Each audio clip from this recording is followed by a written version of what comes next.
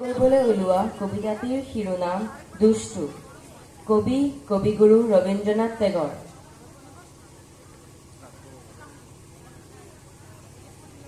তোমার কাছে আমি দুষ্টু, ভালো যে আর সবাই।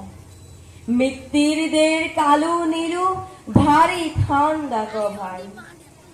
জ্যোতিষ ভালো, সতীশ ভালো, নেড়া নবীন ভালো।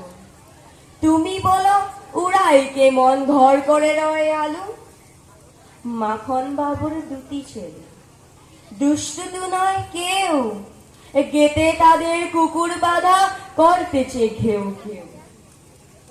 5 কড়ি ঘুষ লক্ষ্মী ছেলে, দত্তপাড়ার গবায়।